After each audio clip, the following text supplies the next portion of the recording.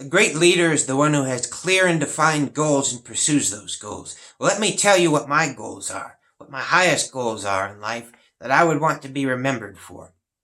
My highest goal in life would be for children to be healthy and happy and live great lives. That should be all of our highest goals. No higher priority must come before the health and well-being of children.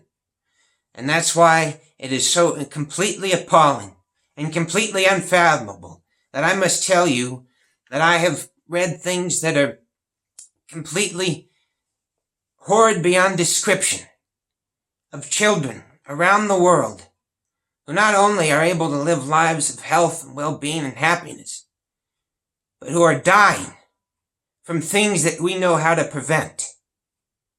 From things like hunger and diseases associated with them that are completely preventable. And this is stated by the World Food Program, by UNICEF and other UN agencies.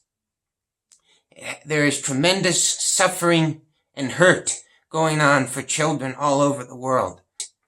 It has gotten far worse right around the beginning of Donald Trump's presidency. Donald Trump's words have gotten in the way of saving lives. His complete and utter lunacy of creating an unnecessary, petty, pathetic storm of personal insults and vile degradation each day that clogs up and pollutes the airwaves when they could instead be filled with information that could save lives.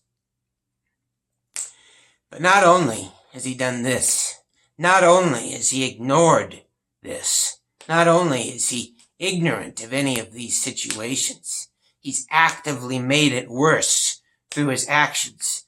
He cut aid to the United States Aid Agency, made tremendously large cuts to World Food Program, UNICEF, and UN aid overall. We withdrew from the UN Human Rights Council, the UN Global Compact on Migration, and the UN treaty to ensure that packages get to vulnerable nations, which he said was putting us at a disadvantage. There were 1 million people in Gaza who were depending upon the United Nations for food and water. 2/3 of that aid was coming from the United States, and he cut it off. Palestine, he froze a program to build hospitals in Palestine. He set the most restrictive limit on the resettlement of refugees in this country in 70 years. The Centers for Disease Control shut down a vital program that helped more than 36 developing countries detect and control the spread of infectious diseases. Syria, he froze aid for Syria. He said our only reason for being in the Middle East was to destroy, defeat, and kill ISIS. He said we get nothing out of it, and that there was nothing in there but sand and death. Well, there's a lot more in it but sand and death. There's the lives of children and their mothers and families that we could be helping, and if we did help, would build a securer future, a future without terror, without violence. The Human Rights Watch designates him as detrimental to human rights. He cut off aid to Honduras, Guatemala, and El Salvador at the very moment that caravans were forming to come up here seeking a better life. If you don't want large caravans coming up here, we have the power to do something about it, which is to help those countries get on a firmer, more stable footing and save lives. We've had almost no ambassadors appointed to any country in Africa. One of the few that we did was appointed to South Africa, and the lady that he appointed was a handbag designer. That it is incredibly hard to have any African country think that they can trust us to help them when the President of the United States uses the most demeaning and derogatory language imaginable about their countries and their people.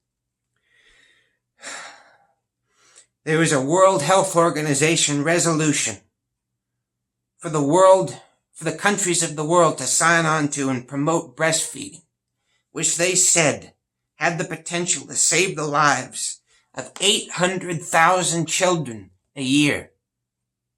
800,000 from breastfeeding, something that you would think would be natural, a given, non-controversial. Well, this is needed. Well, not only did Donald Trump not sign this declaration, he stepped up campaigning for milk formula companies who had contributed to his inauguration. Milk formula companies who use illegal methods to try to convince mothers in underdeveloped countries to use their formulas instead of their natural breast milk, despicably. Not only did he not sign it, he then threatened Ecuador with a military aid cut if they adopted the resolution.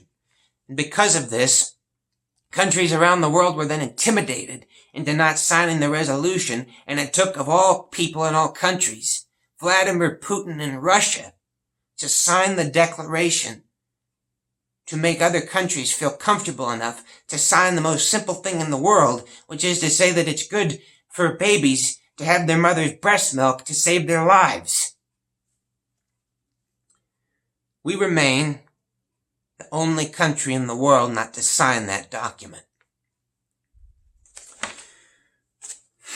This is the absolute pinnacle of moral failure.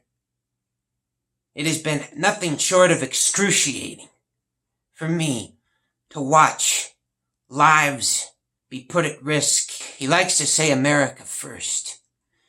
Well, what is America? As we said, America is ideals. To truly put America first would mean to put American ideals first.